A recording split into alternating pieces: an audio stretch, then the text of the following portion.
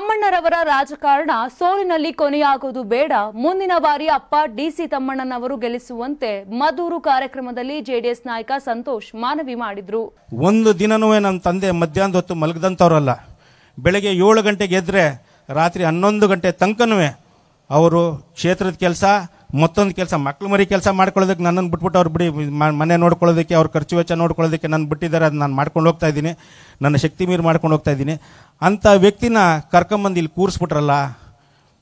ಪ್ರತಿದಿನ ಹೋಗಿ ನೋಡಿ, ನೀವೇ ಹಲವಾರು ಜನ ನೋಡಿದಿರಿ. ಯಾರು ತಮ್ಮಣ್ಣವ್ರಿಗೆ ನೀವು ಅಪರಿಚಿತರನ್ನೆಲ್ಲ ಎಲ್ಲ ಪರಿಚಿತರ ದಿನ ಬೆಳಿಗ್ಗೆ ಹೋಗಿ ನೋಡಿದಾಗ 8 ಗಂಟೆಗೆ ವಿಭೂತಿ ಇಟ್ಕೊಂಡು ಕೂತ್ಕೊಂಡ್ರೆ ರಾತ್ರಿ 11 ಗಂಟೆ ತನಕನೂ ಅದೇ ರೀತಿಲಿ ಬರೋರನ್ನ ನಗ್ನಗ್ತಾ ಮಾತಾಡಿಸಿ, ಏನು ನಮ್ಮ ಅಪ್ಪನಿಗೆ ಯಾವುದೇ ಥರ ಬೇರೆಯವ್ರ ಥರ ಕ್ಲಬ್ ಹೋಗೋದಾಗಲಿ, ಕುಡಿಯೋದಾಗಲಿ, ಮತ್ತೊಂದಾಗಲಿ, ಮಗದೊಂದಾಗಲಿ ಅವೆಲ್ಲ ಏನು ಇಟ್ಕೊಂಡಿಲ್ಲ. ಅದೆಲ್ಲ ನನಗೆ ಬಿಟ್ಬಿಟ್ಟವ್ರೆ. ಮಗನೇ ಅದೆಲ್ಲ ನೀನು ಮಾಡ್ಕೋ, ನಾನು ಹಿಂಗಿದ್ದೀನಿ ಅಂತ ನಾವು ಮಾಡ್ಕೊಂಡಿದ್ದೀವಿ. ದಯವಿಟ್ಟು ಕೈ ಮುಗಿದು ಕೇಳ್ತೀನಿ, ನಾನು ಅವ್ರ ಜೊತೆಲಿ ಚರ್ಚೆ ಮಾಡಿ ನಮ್ಮ ಅಪ್ಪನ ಕೇಳ್ಕೊಂಡಿದ್ದು ಒಂದೇ, ಅಪ್ಪ ಭಗವಂತನ ಆಶೀರ್ವಾದದಿಂದ ಏನು ಇವತ್ತಿನ ದಿನ ಆರೋಗ್ಯ ನೀನು ಕಾಪಾಡ್ಕೊಂಬಂದಿದ್ಯಾ, ಆರೋಗ್ಯವನ್ನು ಕಾಪಾಡ್ಕೊಂಬ. ಕಷ್ಟನೋ ಸುಖನೋ ಇನ್ನೊಂದು ಚುನಾವಣೆ, ಯಾಕಂದರೆ ಚುನಾವಣೆಯಲ್ಲಿ ನಾಳೆ ದಿನ ಎಲ್ಲೋ ತಮ್ಮಣ್ಣವ್ರ ಬಗ್ಗೆ ಒಬ್ಬರು ಪುಸ್ತಕವನ್ನು ಬರೆದಾಗ, ತಮ್ಮಣ್ಣವ್ರ ರಾಜಕಾರಣ 2023ರಲ್ಲಿ ಒಬ್ಬ ಮಹಾನ್ ವ್ಯಕ್ತಿ ಮುಂದೆ ಸೋಲುಂಟಾಗಿ ತಮ್ಮಣ್ಣವ್ರ ರಾಜಕೀಯ ಕೊನೆಗಣಿಸುವಂಥದ್ದಾಗೋದು ಬೇಡ.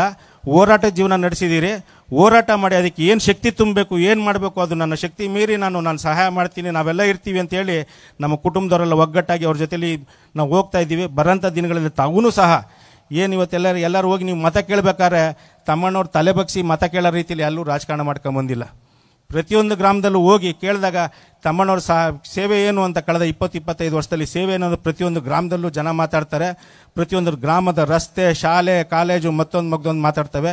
ದಯವಿಟ್ಟು ಅದನ್ನು ಗಮನದಲ್ಲಿ ಇಟ್ಕೊಂಡು ಬರೋಂಥ ಚುನಾವಣೆಯಲ್ಲಿ ಇವತ್ತಿನ ದಿನ ಏನು ನಿಖಿಲಣ್ಣವರು ತಮ್ಮಲ್ಲಿ ಮನವಿ ಮಾಡೋಕ್ಕೆ ಬಂದಾಗ ಇವತ್ತಿಂದ ನಿಖಿಲಣ್ಣವ್ರಿಗೆ ಹಾರ ಹಾಕ್ದ ಇಲ್ಲಿ ಫೋಟೋ ತೆಗೆಸ್ಕೊಂಡ ಹೋದ ಅನ್ನೋದಾಗೋದು ಬೇಡ. ಬಂದಾಗ ಯಾವ ರೀತಿಲಿ ಈಗ 2024 ಚುನಾವಣೆಯಲ್ಲಿ ನಾವು ಕೇಳ್ಕೊಂಡಂಗೆ 58,000 ಮತನ ಅಂತರದಿಂದ ಗೆಲ್ಲಿಸ್ಕೊಟ್ರು. ನಮ್ಮ ತಾಲೂಕು ಒಂದರಿಂದನೇ ನಾವು ಕಡೆ ಪಕ್ಷ ಅಂದ್ರೆ 1.1 ಲಕ್ಷ ಜನನ ನಾವು ನೋಂದಾಯಿಸೋದ್ರ ಮುಖಾಂತರ ಬಂದಂಥ ನಿಖಿಲ್ ಕುಮಾರಸ್ವಾಮಿ ಅವರ ಬೆವರಿಗೆ ನಾವು ಅದನ್ನು ಪ್ರತಿಫಲವನ್ನು ನೀಡೋಣ ಅಂತ ಹೇಳಿ ನಾನು ಒಂದೆರಡು ಮಾತುಗಳನ್ನ ಮುಗಿಸ್ತೀನಿ. ದಯಮಾಡಿ ಮತ್ತೊಮ್ಮೆ ಕ್ಷಮೆ ಇರಲಿ ಬಿಸಿಲಲ್ಲಿ ಕೂರಿಸಿರೋದಕ್ಕೆ.